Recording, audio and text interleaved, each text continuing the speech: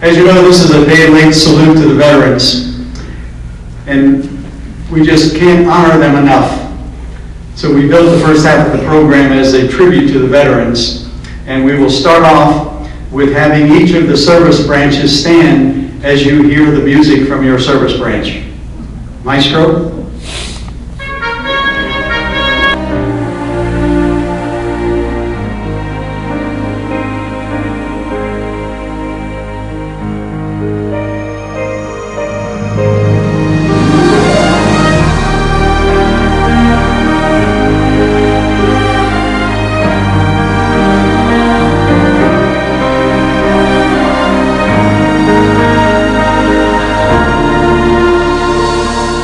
A round of applause.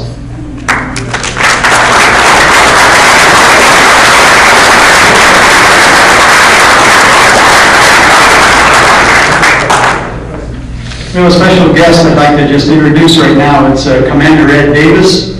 Ed is the commander of the American Legion post. It's called Oro Valley, but we actually meet in Catalina. Ed, would you please stand and be recognized?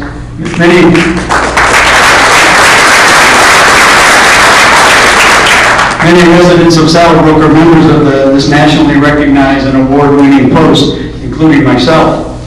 Ed will remain following the meeting. If you would like to speak to him, or you can consider coming to a meeting and maybe joining the American Legion. President of the Gold Star Mothers here in Tucson. So please give Sharon a warm welcome.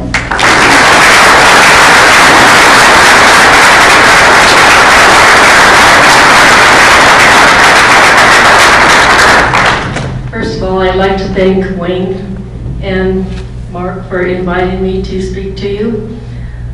My son, at the age of 43, was sent over to Iraq.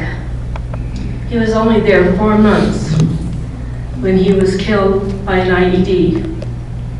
The other guys in the vehicle were not killed but were injured. The young man that was supposed to be driving the vehicle that day was asked not to drive that day because my son said he felt something was going to happen. It did, and that boy was 19 years old. At the age of 23, he committed suicide because he felt that he was responsible for Daryl dying. He said it should have been him. I talked to that big child, well, he was a child to me, and I said, you didn't have that option. You were told to do something, and as you know, you have to do it. He fought with it for 4 years, and finally he just could not get over that he was alive and Daryl wasn't. So my prayers are with his family. They've had to endure a lot too.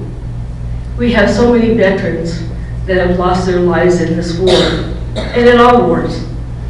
And it's very hard for a mother, father, grandfather, grandmother, siblings to accept that they will never see that person again. I fought and felt that Daryl shouldn't have been there. He had 8 months left to get his 20 years in. He was also a correction officer for the Department of Corrections in Florence, Arizona, and he was there for 18 years. He kept telling me, Mom, when I'm 45, I will have my 20 years in with the guards, my 20 years in with the prison, and I'll be 45 years old, and I can do another 20 years and have 3 pensions. He came very close to that. He did get his 20 years in 1 week before he was killed. It's a very hard thing for parents to lose a child. Not only in war, but children that are in an accident or get a disease and die. We're not supposed to bury our children, ever. They're supposed to bury us.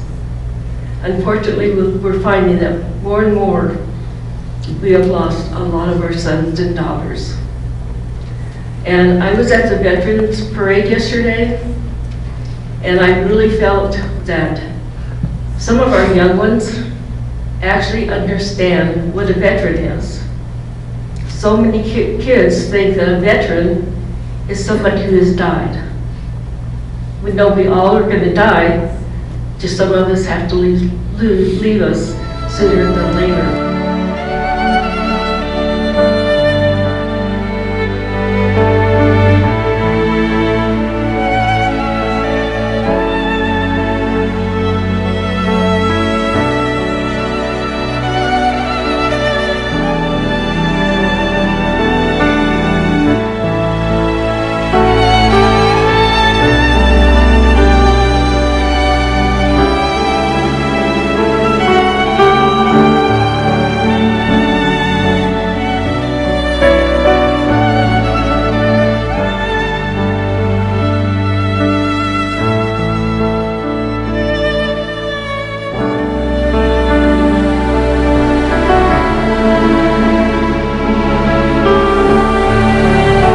Country.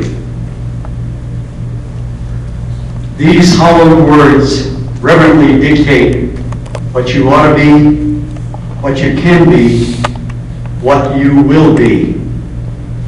They are your rallying points to build courage when courage seems to fail, to regain faith where there seems to be little cause for faith, to create hope when hope becomes forlorn.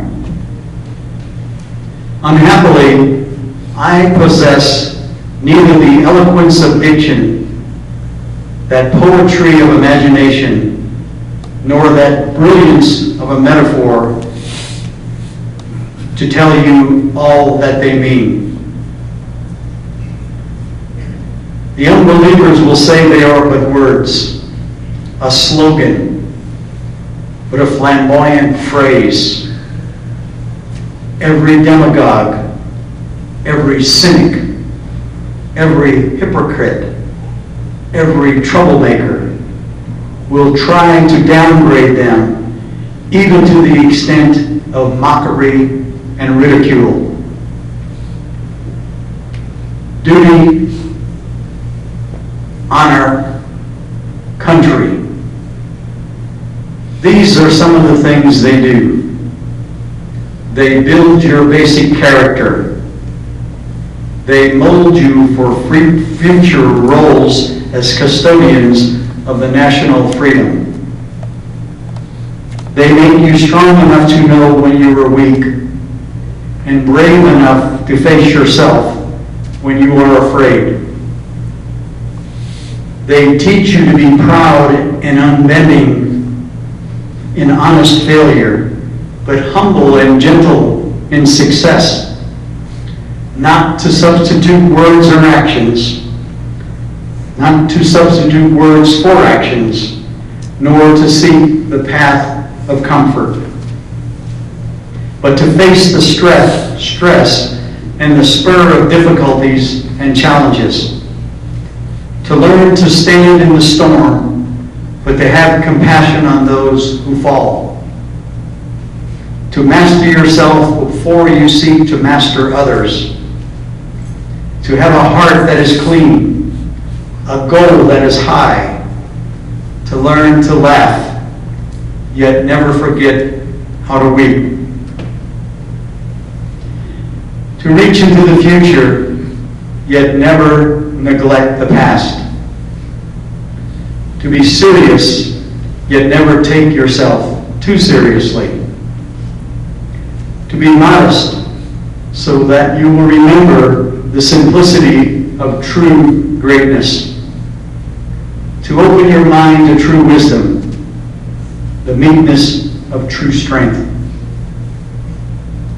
Duty, honor, country, give you a temper of the will, a quality of the imagination, a vigor of the emotions, a freshness of the deep springs of life, a temperamental predominance of courage over timidity, an appetite for adventure over love of ease.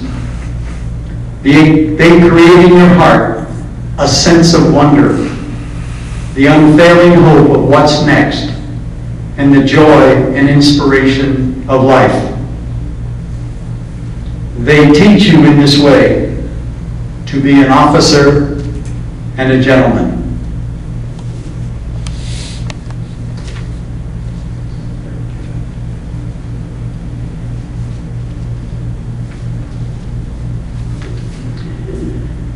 We will move on now to our final portion of the meeting, and it is my pleasure to introduce Emil Franzi.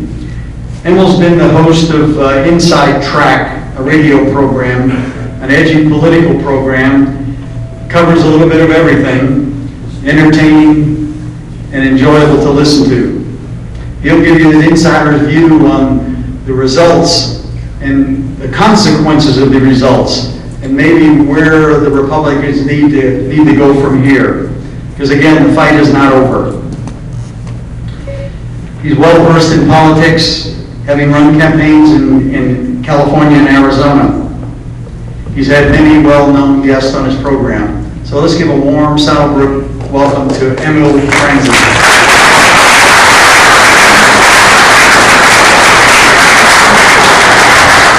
Thank you, General. That's about that Truman thing.